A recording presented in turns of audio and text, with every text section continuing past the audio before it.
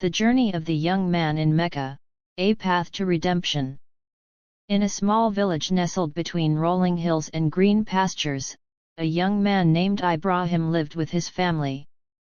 From an early age, Ibrahim was taught the values of faith, kindness, and community. His father, a simple farmer, instilled in him the teachings of Islam, while his mother, ever gentle, reminded him of the importance of compassion and humility. Yet, as the years passed, Ibrahim found himself feeling a void within his heart. He could not understand why, despite having everything: faith, family, and security, he felt incomplete. One day, after a long conversation with an elderly traveler who passed through the village, Ibrahim felt a stirring within him.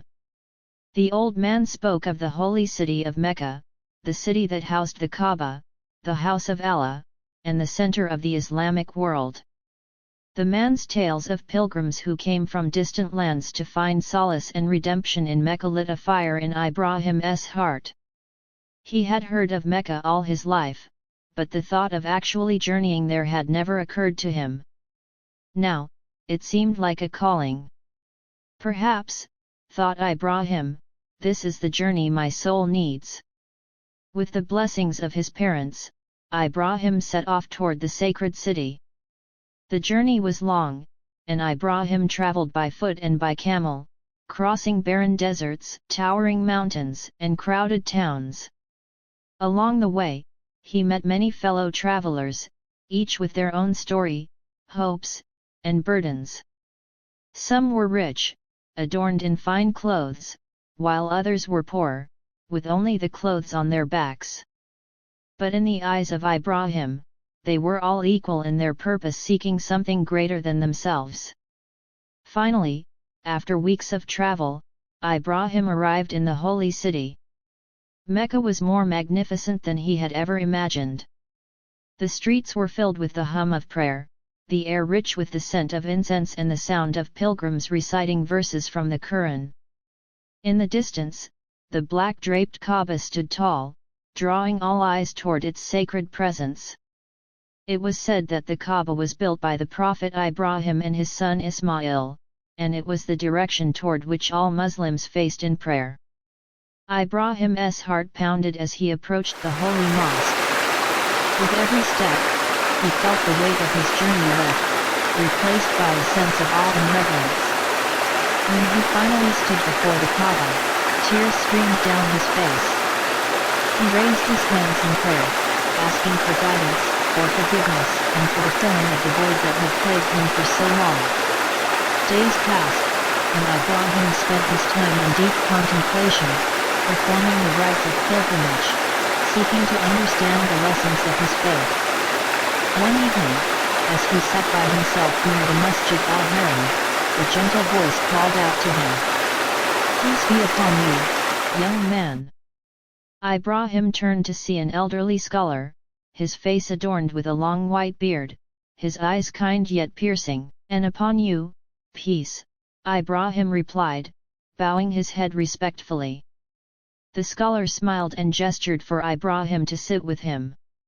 "You are troubled," the old man observed. "I can see it in your eyes."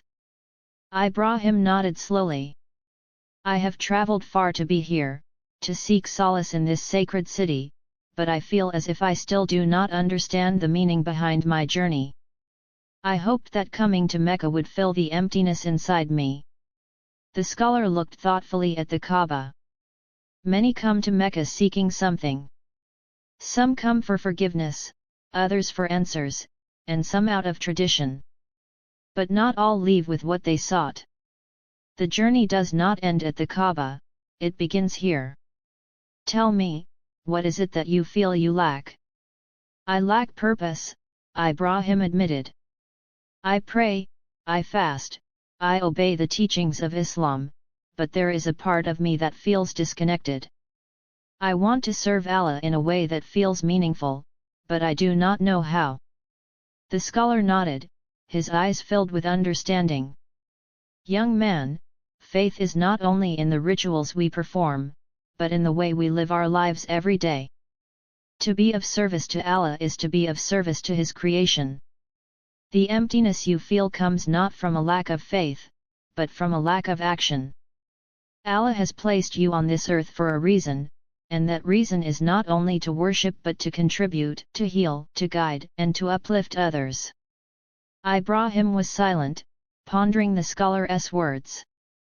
The old man continued, "The Prophet Muhammad, peace be upon him, taught us that the best among us are those who benefit others. You must find your place in this world by helping those in need, by being a light for those in darkness. That is the path to true fulfillment." The scholar rose to his feet and placed a hand on Ibrahim's shoulder. "Your journey is not over, my son. You have found the house of Allah, but now you must carry its light back with you. Serve others, and in doing so, you will serve Allah." With those words, the scholar disappeared into the crowd, leaving Ibrahim alone to reflect. The words echoed in his mind, and slowly, he began to understand.